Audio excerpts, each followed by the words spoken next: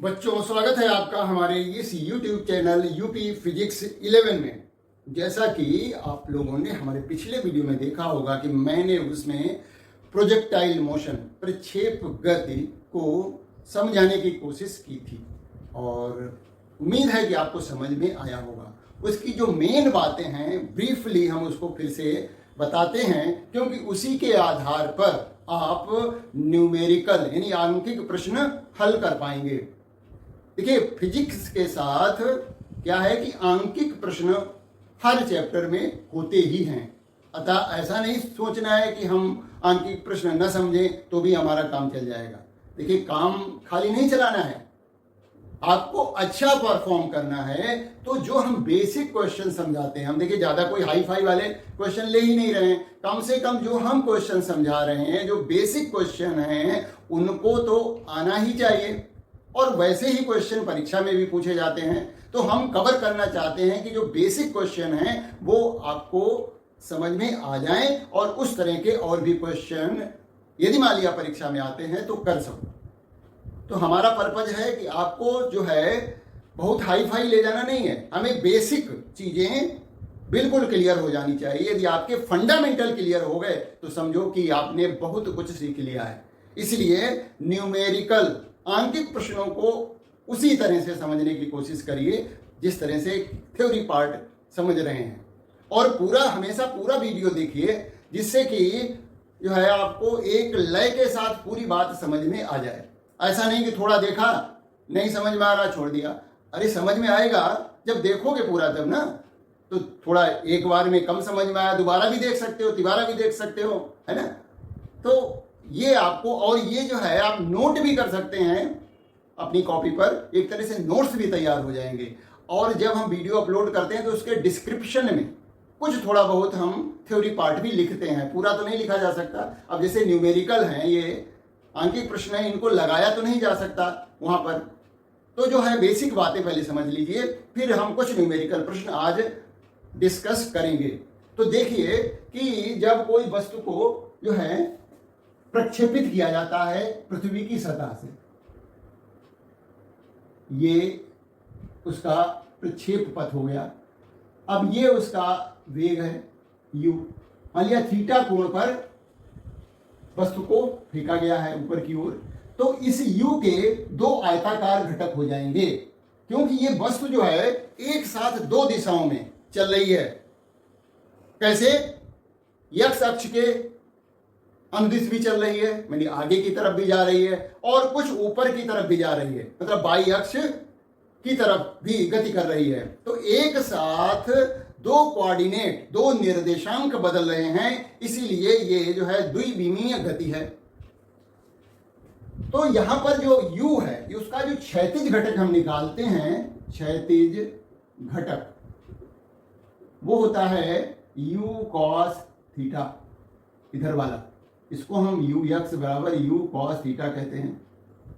इसी की वजह से क्षैतिज दिशा में गति होती है। क्षैतिज दिशा की गति के लिए यही वाला घटक उत्तरदायी है। क्षैतिज दिशा में जो है इसी की वजह से गति हो रही है। अच्छा, दूसरा जो घटक है जो कि ऊर्ध्वाधर घटक है ऊपर की ओर, जिसको हम u y कहते हैं, तो ऊर्ध्वाधर घटक जो है वो u y है, वो है u sin थीटा। तो जो ऊर्ध्वाधर घटक है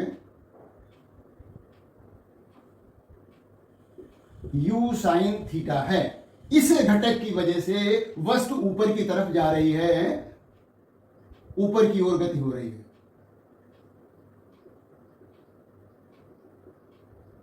ये x अक्ष के अनुदिश है, ये y अक्ष के अनुदिश है। तो x y दोनों कोऑर्डिनेट साथ साथ बदल रहे हैं।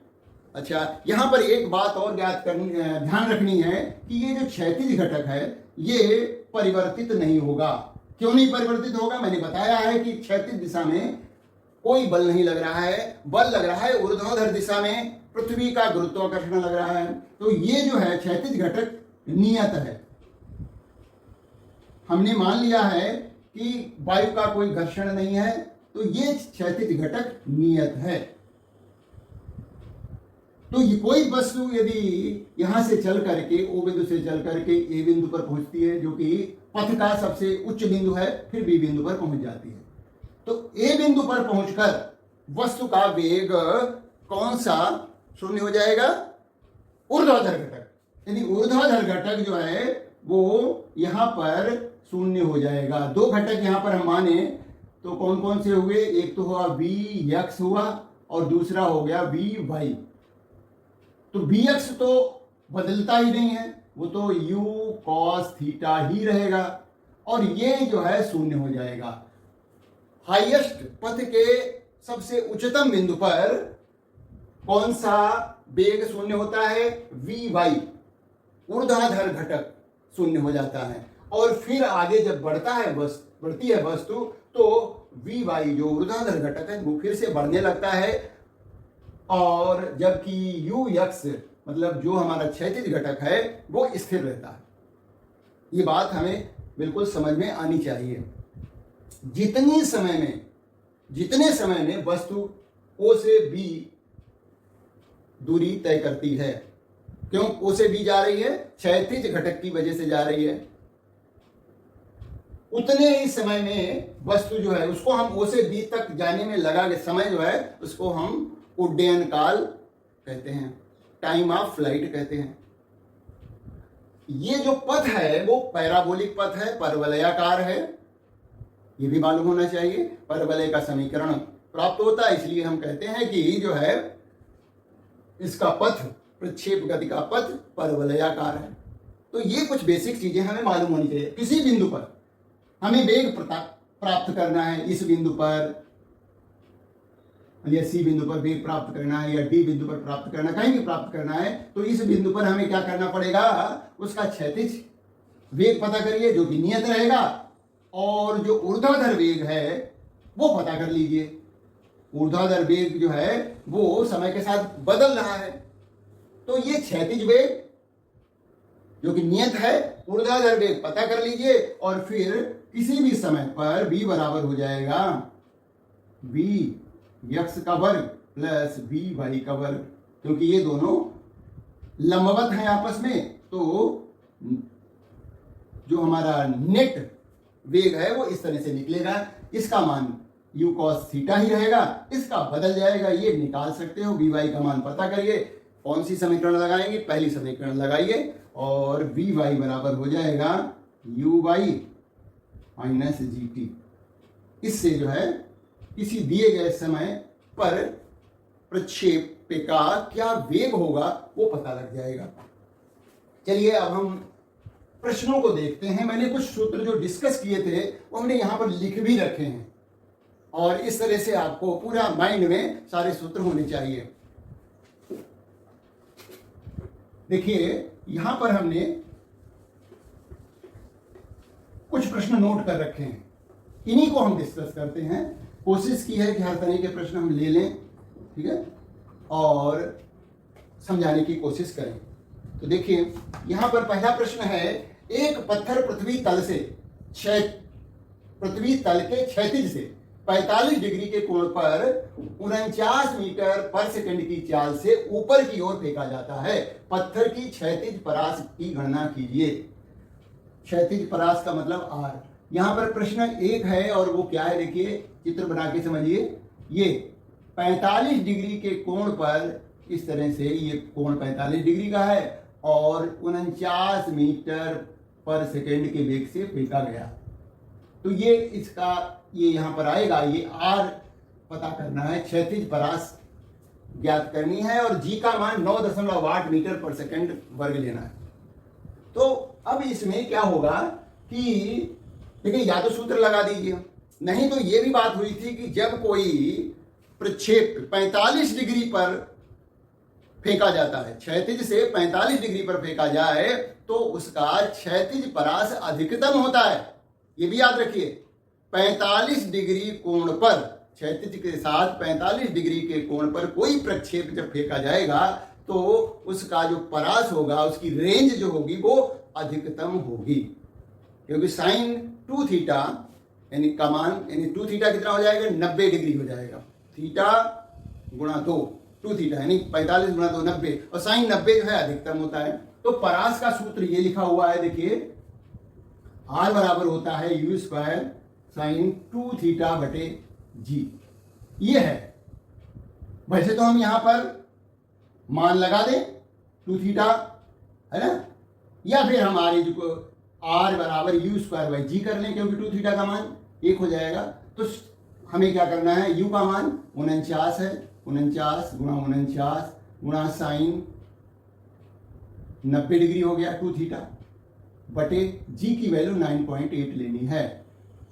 तो इसको काट देंगे इससे, शून्य बढ़ा दीजिए ऊपर, ये आपका दशमलव हट जाएगा, और नहीं तो ऐसे भी काट सकते हैं हम, बन गया, और ये 5 जा जाएगा, 5 बार जाएगा ये, 9.8 गुणा 5 करते हैं तो 49 आता है। तो ये क्या हो गया, 49 गुणा 5 गुणा 1, तो इसकी गुणा करेंगे, 9 5 45 5 लगे 4 और 5 चौके 20 4 24, तो क्षैतिज परास जो है 245 मीटर है, जो कि अधिकतम होगी। प्रश्न 1 था ये। प्रश्न 2 देखिए, 40 मीटर ऊंची मीनार की चोटी से एक गोला क्षैतिज दिशा में 20 मीटर पर सेकंड से छोड़ा जाता है। यह कितने समय तथा मीनार से कितनी क्षैतिज दूरी पर पृथ्वी से टकराएगा। मीनार की ऊंचाई जो है वो दी गई है 40 मीटर, 40 मीटर ऊंची मीनार है, ये 40 मीटर है। यहां से क्षैतिज दिशा में ऐसे फेंका जा रहा है। हमसे पूछा जा रहा है कि यह कितने समय तथा मीनार से कितनी क्षैतिज दूरी पर टकराएगा, मतलब ओ बी पूछा जा रहा है ना, और ये वेग दिया गया हमें, वो है 20 मीटर पर सेकेंड का। तो u का मान दिया गया है 20 मीटर पर सेकेंड का, और h जो दी गई है वो 40 मीटर दी गई है। तो सबसे पहले हम समय निकालते हैं। देखिए, इसमें जिन प्रश्नों में g का मान नहीं दिया गया है, तो आप या तो 9.8 लीजिए या फिर 10 ले सकते हैं, है ना। तो पहले देखिए, इसमें क्षैतिज वेग है, तो क्षैतिज वेग के कारण ही तो ओ से भी जा रहा है ये, है ना। अच्छा, हमें ये पता करना पड़ेगा कि ये कितने समय में पृथ्वी पर पहुंचेगा। तो ऊर्ध्वाधर, प्रारंभिक ऊर्ध्वाधर जो है वेग वो 0 होता है, इस वाले प्रक्षेप में u y का मान 0 होता है। तो समीकरण हम यहां पर प्रयोग करेंगे, h बराबर दूसरी समीकरण है, गति की दूसरी समीकरण u by T minus half G T का वर्ग। u बाई 0 है, h का मान 40 है,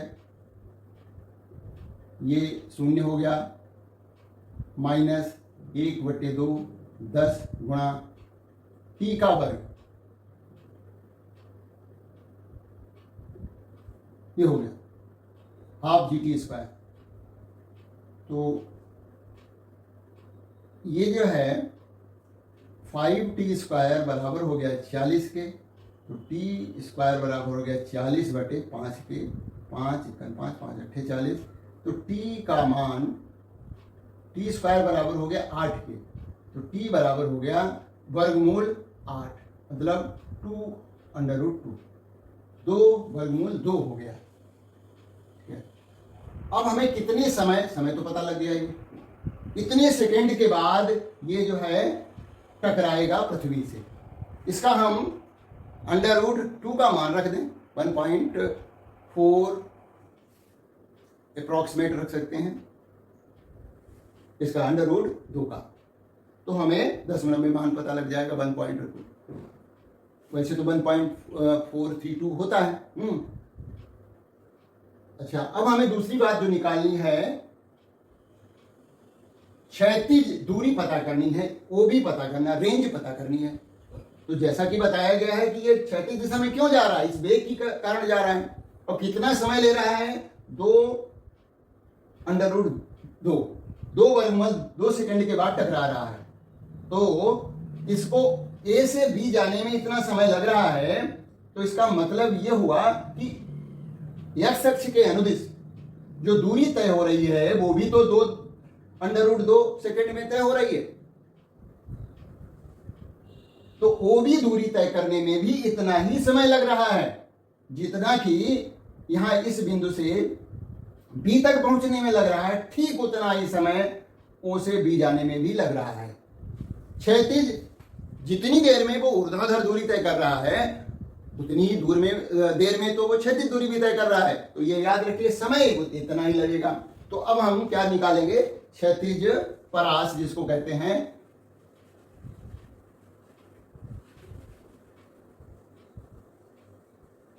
तो क्षैतिज परास जनरल बात भी याद रखिए, क्षैतिज दूरी बराबर होता है क्षैतिज वेग जो होता है, क्षैतिज वेग गुणा समय, इसको हम उड्डयन काल भी कहते हैं। ये यहां से यहां तक आया, कितनी देर वो हवा में रहा, कितनी देर रहा, 2√2 सेकंड रहा ना, तो यही उड्डयन काल भी है। क्षैतिज वेग हमारा इसमें तो BC है, गुणा उड्डयन काल कितना है 2√2, तो ये हो गया 40√2 मीटर। मैंने कहा ना इसकी 1.43 रख दीजिए, तो ये शून्य हो जाएगा, 4 3 12 2 हाथ से लगा 1, 4 चौके 16, 1 17 7 हाथ से लगा 1, और 4 1 4 1 5, ये 57.20 मीटर।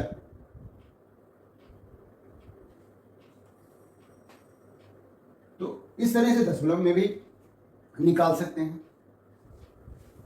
अगला प्रश्न है, यहां पर एक वस्तु को फिर से एक मीनार की चोटी से एक पत्थर 10 मीटर पर सेकंड के वेग से क्षैतिज से 30 डिग्री के कोण पर ऊपर की ओर फेंका जाता है। यहां तो पत्थर को फेंका गया समांतर फेंका गया था, क्षैतिज के समांतर, तो u/y का मान 0 था। लेकिन अब की बार जो केस है उसमें u/y 0 नहीं है। कैसे है, क्या है, इसको समझने की कोशिश करते हैं। आइए चित्र पहले देखिए और चित्र द्वारा समझिए।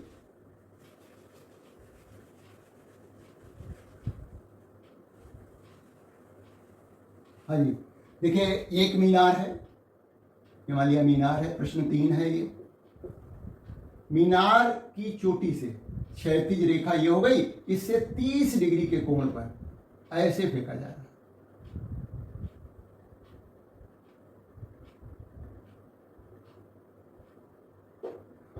ये 30 डिग्री के कोण पर फेंका गया है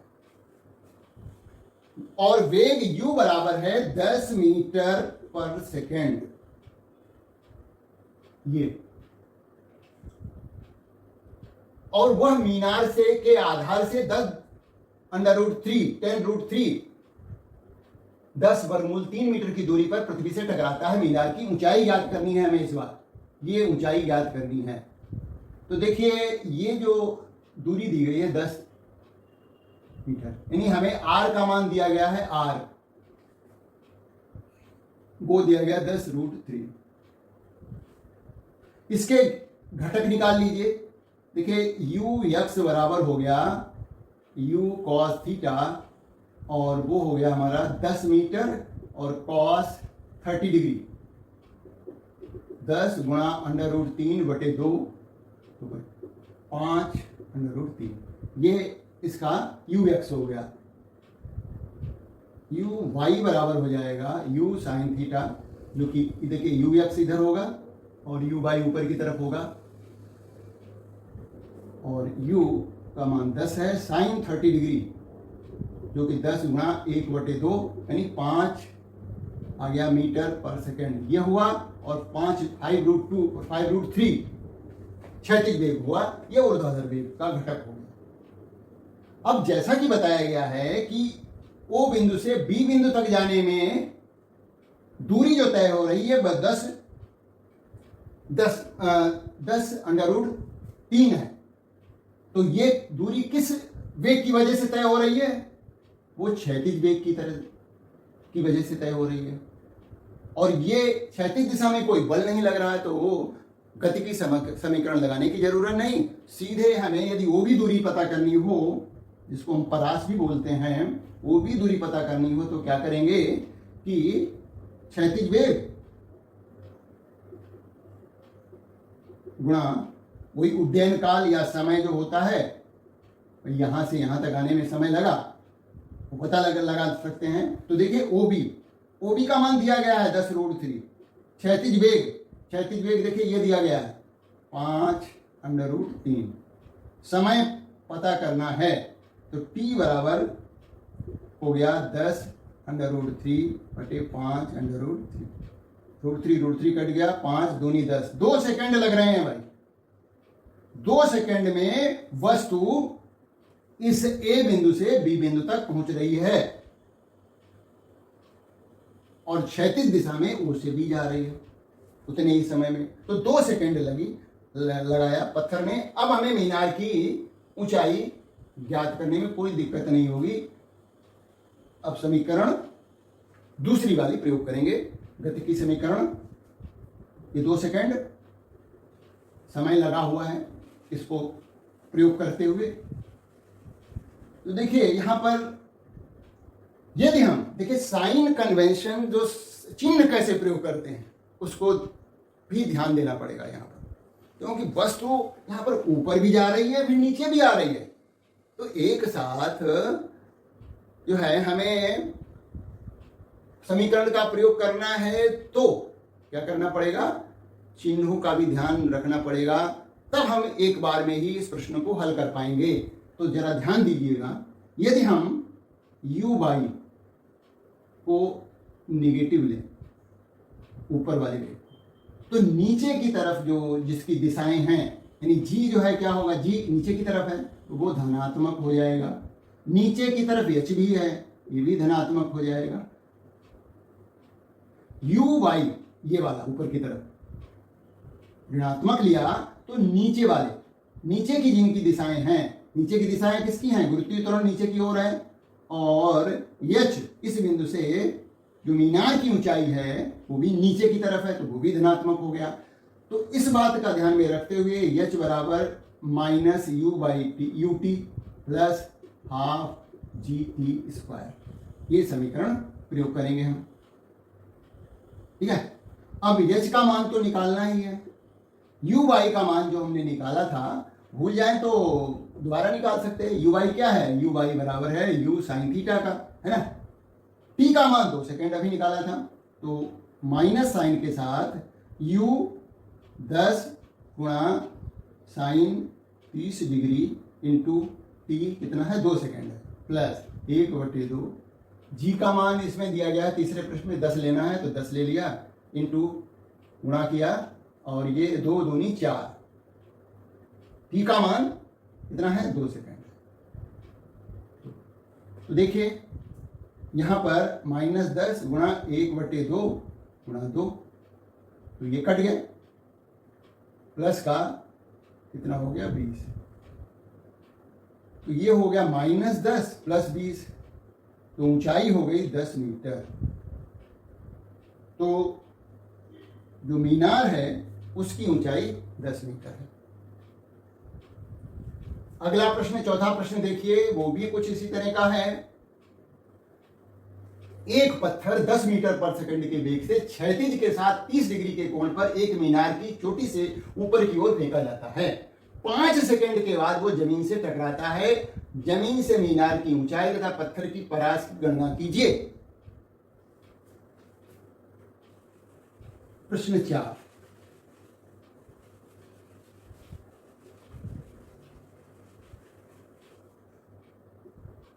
यहां पर भी पत्थर जो है किसी मीनार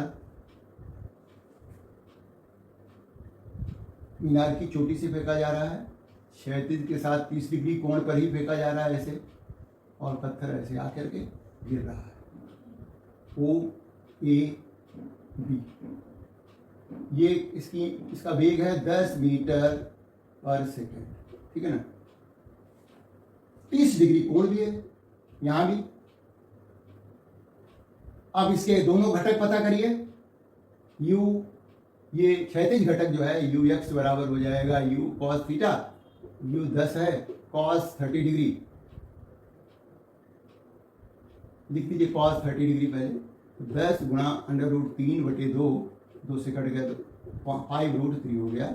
ये हो गया प्रश्न 4 का क्षैतिज। u y बराबर हो जाएगा u sin 30 डिग्री 10 गुणा 1/2 बराबर 5 मीटर पर सेकंड। ये है सिचुएशन। अब बताया गया कि 5 सेकंड लग रहे हैं, ए से बी आने में 5 सेकंड लग रहे हैं। तो इसका मतलब क्या हुआ कि ओ से बी यानी क्षैतिज दिशा में ये दूरी भी 5 सेकंड में चली जा रही है, ओ भी दूरी भी 5 सेकंड में ही चली जा रही है। किस वेग की वजह से चली जा रही है? क्षैतिज वेग की वजह से चली जा रही है, और क्षैतिज वेग ये है। तो डायरेक्ट हम इसमें क्या निकाल सकते हैं? पत्थर की क्षैतिज परास निकाल सकते हैं। OB को हम कहते हैं क्षैतिज परास, और ये हम क्षैतिज वेग गुणा समय, और ये उड्डयन काल है यहां से यहां तक का आने का समय। क्षैतिज वेग ये है 5√3 गुणा समय, 5 सेकंड का लग रहा है। 5 सेकंड के पश्चात तो ये हो गया 25√3, 25 गुणा 1.732, तो 25 या 75 के 5 यहाँ से लगे 7, और 25 सत्ते 175 और 7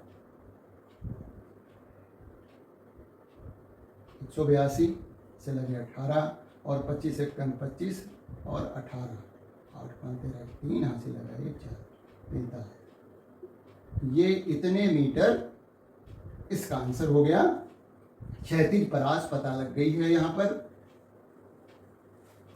मीनार की ऊंचाई भी ज्ञात करनी है, तो जैसे अभी ज्ञात की थी मीनार की ऊंचाई वैसे ही ज्ञात करेंगे। यहां समय दिया गया है, तो मीनार की ऊंचाई के लिए h बराबर होता है -u/t प्लस हाफ GT का वर्ग। h तो पता ही करना, माइनस u/, का मान आया था देखिए 5, और ये हमारा समय भी 5 है, प्लस 1/2 10 गुणा 25, ये हो गया 5, तो ये हो गया -25 प्लस 125 बराबर 100 मीटर। ये मीनार की ऊंचाई हो गई 100 मीटर। देखिए ये जो प्रश्न, ये जो सूत्र दिए गए हैं, ये उस प्रोजेक्टाइल के लिए दिए गए हैं जो कि पृथ्वी तल से इस तरह से फेंका जाता है। यदि इन प्रश्नों पर भी, इन सूत्रों पर भी प्रश्न आते हैं, ऐसा नहीं कि नहीं आते हैं, तो इन सूत्रों का प्रयोग हम कर सकते हैं जहां पर इस तरह के प्रश्न आएंगे। लेकिन हमें चीजों को समझना है कि कैसे हम निकाल सकते हैं। जो चीज दी गई है, जिस सिचुएशन में दी गई है, वो निकालना सीखना है। अभी तक इस पर प्रश्न नहीं आया है ना, प्रश्न कुछ दूसरे तरह के हैं, इसलिए उसके हिसाब से हल किया जा रहा है। 5वां प्रश्न देखिए। 5वां प्रश्न, 5वें प्रश्न में एक पुल से एक पत्थर क्षैतिज से नीचे की ओर 30 डिग्री के कोण पर 30 मीटर पर सेकंड के वेग से फेंका जाता है। यदि पत्थर 3 सेकंड में जल से टकराता है तो जल के पृष्ठ से पुल की ऊंचाई तथा पत्थर की क्षैतिज परास ज्ञात करिए। जी का मान 10 मीटर पर सेकंड लेना है। ठीक है, तो ये देखिए दूसरा यहां पर केस अलग है। चित्र समझिए पहले। ये पुल की ऊंचाई हो गई। अब यहां पर क्षैतिज से, ये क्षैतिज रेखा हो गई, पुल के ऊपर से नीचे की ओर क्षैतिज से 30 डिग्री के कोण पर, ऐसे 30 डिग्री के कोण पर, क्षैतिज से ऊपर की ओर नहीं, नीचे की ओर 30 डिग्री कोण पर u बराबर है 30 मीटर पर सेकंड के वेग से ये फेंका जा रहा है। अब की बार ये सिचुएशन है, तो क्षैतिज घटक और ऊर्ध्वाधर घटक निकालिए। तो ये हमारा क्षैतिज घटक हो गया ux, और ये नीचे की तरफ इस बार जो है यू वाई जो है वो नीचे की तरफ है, मतलब धनात्मक हो गया है यहाँ पर।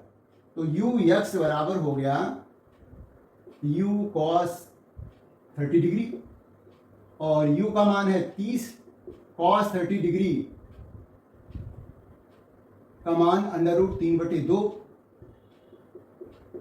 15√3, ये यू एक्स हो गया। यू वाई बराबर हो गया यू साइन 30 डिग्री, यू का मान 30, साइन 30 डिग्री का मतलब 1/2, ये हो गया आपका 15, ये 15 मीटर पर सेकंड हो गया। ये क्षैतिज वेग हो गया। लेकिन यहां पर पहले वाले से अंतर क्या है, पहले इससे पहले वाले प्रश्न में जो वस्तु को फेंका जा रहा था वो क्षैतिज से ऊपर की ओर कोण बना रही थी। इस बार कोण जो है नीचे की तरफ बन रहा है। जब ऊपर की तरफ कोण बन रहा था तो युवाई जो घटक था, ऊर्ध्वाधर घटक था, वो ऋणात्मक लेना पड़ रहा था। इस बार यही अंतर है कि युवाई और इस बार नीचे की तरफ हो गया है, इसलिए इसको भी धनात्मक लेंगे। नीचे की तरफ साइन कन्वेंशन हम यहां पर धनात्मक ले रहे हैं, ऊपर की तरफ वाले ऋणात्मक ले रहे हैं। ठीक है, अब हमें जो इस प्रश्न में निकालना है पुल की ऊंचाई, पत्थर की क्षैतिज परास। तो 3 सेकंड समय भी दिया गया है। समय जो फ्लाइट, टाइम ऑफ फ्लाइट जो है वो 3 सेकंड दिया हुआ है ना। तो 3 सेकंड में वस्तु ए से बी पहुंच रही है या कहें ओ से बी दूरी तय कर रही है 3 सेकंड में, है ना। तो पहले तो क्षैतिज परास ही निकाल लीजिए। क्षैतिज परास वो भी है और बराबर क्षैतिज वेग गुणा समय। क्षैतिज वेग जो है हमारा ये है 15√3 गुणा समय कितना लगा 3 सेकंड, 45√3 दशमलव, इसका √3 का मान रख दीजिए। √3 √2 के मान तो मालूम होने चाहिए। √2 1.441 है ना, और ये है 1.73 है ना। तो ये इतने मीटर हो गई। दशमलव में निकालना है तो √3 का मान रख दीजिए, नहीं तो ऐसे ही छोड़ दीजिए। अगला ऊंचाई, अब की देखिए सूत्र वही लग रहा है, u बाई टी धनात्मक, u बाई अब की धनात्मक है, इसको धनात्मक क्यों है, क्योंकि ये नीचे की तरफ है, और g भी धनात्मक है, वो भी नीचे की तरफ है। तो u बाई है 15 गुणा 3 प्लस 1/2, जी का मान 10 गुणा 3 9। तो ये हुआ 15 3 45, 15 3 45 और 9 पंजे 45। तो इस तरह से 90 मीटर हो।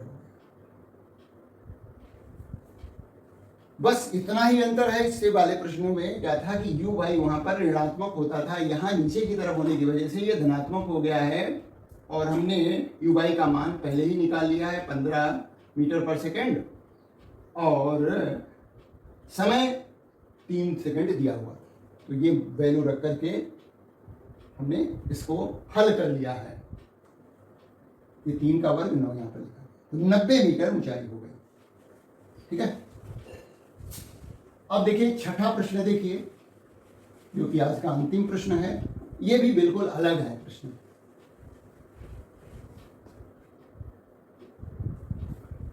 क्या है, एक जलते हुए भवन से 50 मीटर की दूरी पर एक फायरमैन जल धारा को क्षैतिज से 30 डिग्री ऊपर की ओर फेंकता है। यदि धारा का वेग 40 मीटर पर सेकंड हो तो भवन की कितनी ऊंचाई पर धारा टकराएगी। ये बिल्कुल प्रश्न अलग है और इसके लिए ये वाला सूत्र लगेगा। देखिए प्रश्न क्या है कि एक आदमी, ये कोई भवन है, ये भवन है और इससे 50 मीटर की दूरी पर एक फायरमैन खड़ा है यहां पर होम पॉइंट पर। तो ये 30 डिग्री के कोण पर पानी डाल रहा है। तो पूछा जा रहा है कि ये भवन की कितनी ऊंचाई पर ये धारा टकराएगी। ये 30 डिग्री के कोण पर और ये 50 मीटर ये दूरी दी गई है। इसका मतलब ये हुआ कि x का मान 50 मीटर है, y का मान हमें पता करना है, ये y हो गया, और वेग दिया गया है, कोण थीटा है 30 डिग्री है, और वेग जो दिया गया है 40 मीटर, u का मान जो है वो 40 मीटर पर सेकेंड है ना। तो बस जो पानी जा रहा है इसके घटक तो हम कर सकते हैं कि u x बराबर हो गया u cos 30 डिग्री, और ये हो गया u y बराबर हो गया u sin 30 डिग्री, है ना। तो इस सूत्र में हमें का वैल्यू रखनी है, तो u cos 30 डिग्री की जरूरत पड़ेगी हमें, निकाल लीजिए। देखिए प्रश्न दिख रहा है हमें, फार्मूला दिख रहा है, y बराबर होता है x tan theta minus 1/2 G x square U square cos square theta. तो u cos थीटा का मान पहले ही निकाल लेते हैं। u का मान है 40, cos 30 डिग्री 40 गुणा √3/2, तो हो गया 20√3। अब हम इसमें मान रखेंगे y बराबर है x tan theta minus 1/2 G x square बटे u square cos square theta, मतलब u cos थीटा का होल स्क्वायर है।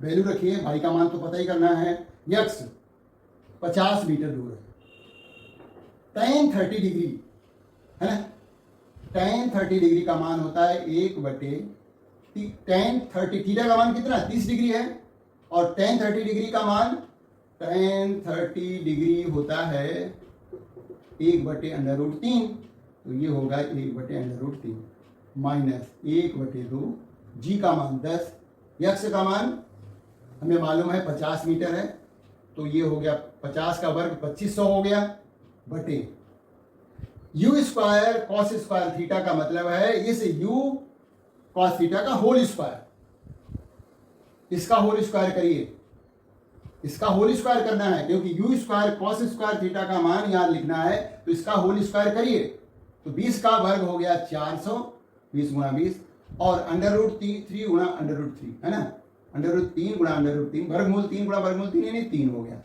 ये आया। तो इसको हल कर लें हम, 0 से दोनों 0 कट गए हैं, 2 से ये कट गया, 2 पंजे 10 है ना।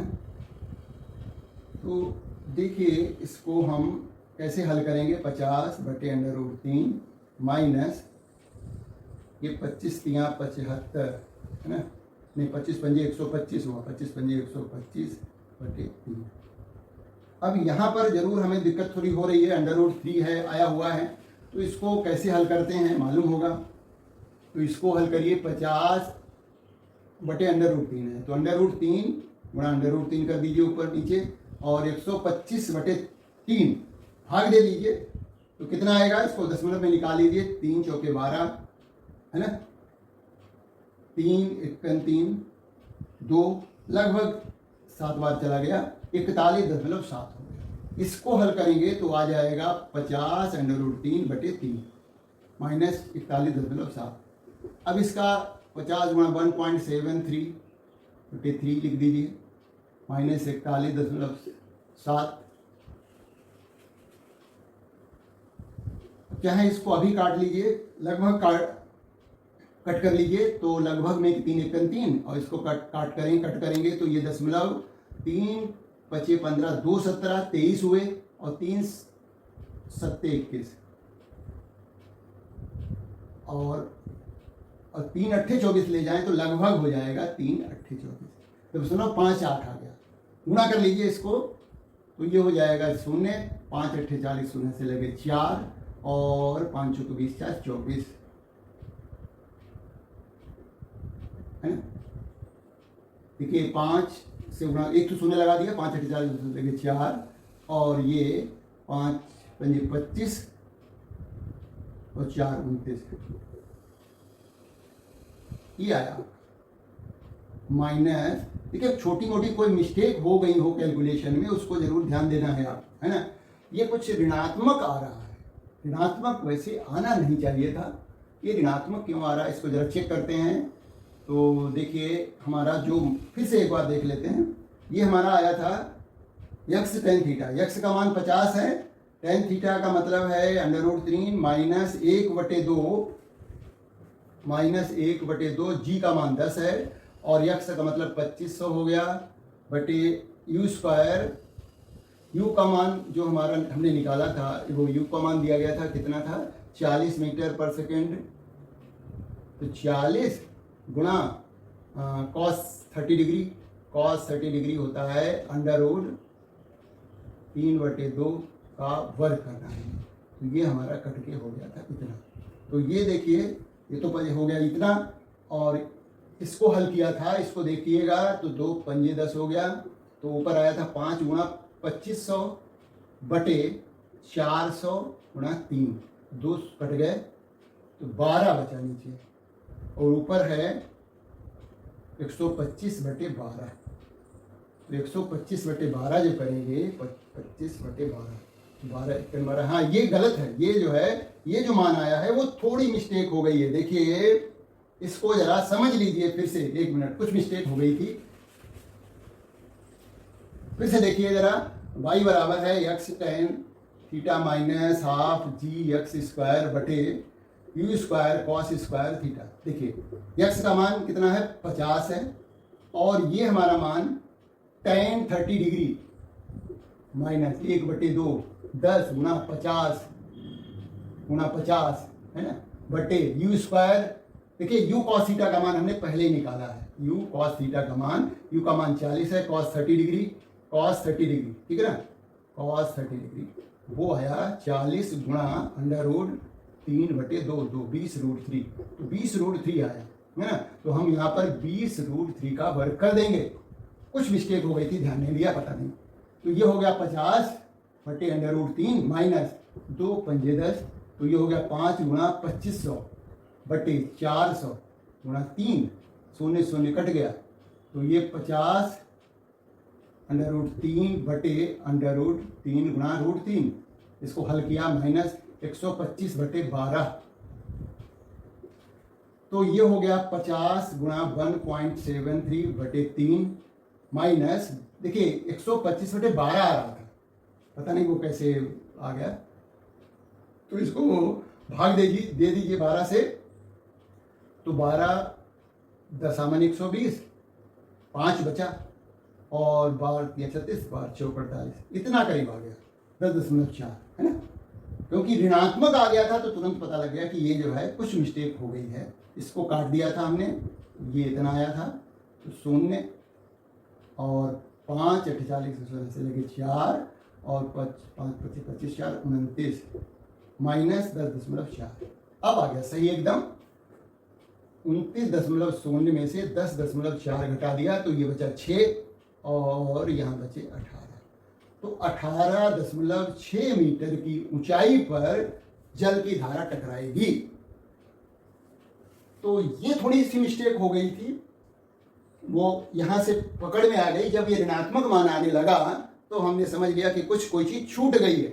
तो इस तरह से हम अपनी गलतियों को सुधार भी सकते हैं। यदि हम अलर्ट हैं तो परीक्षा में भी इस तरह से कोई छोटी मोटी मिस्टेक हो जाती है, वो किसी से भी हो सकती है। अच्छा, तो इस तरह से हम जो है इस प्रोजेक्टाइल मोशन के प्रक्षेप के न्यूमेरिकल कर सकते हैं, और उम्मीद है कि प्रश्नों को हल करना थोड़ा बहुत जरूर समझ में आया होगा। यदि आप इस तरह के और प्रश्न करेंगे तो कुछ और ज़्यादा समझ में आएगा। देखिए, यदि कोई चीज़ नहीं आ रही है तो उसे भागना नहीं है, उसके पीछे पड़ जाना है, समझ करके ही छोड़ना है। और यदि कोई दिक्कत है तो आप कमेंट करके पूछ सकते हैं, हम उस तरह के और प्रश्न समझाने की कोशिश करेंगे। तो उम्मीद है कि आपको ये वीडियो समझ में आया होगा, प्रश्न समझ में आए होंगे, और अपने दोस्तों को सजेस्ट करिए, वीडियो को शेयर करिए, सब्सक्राइब करिए। Thank you for watching this video.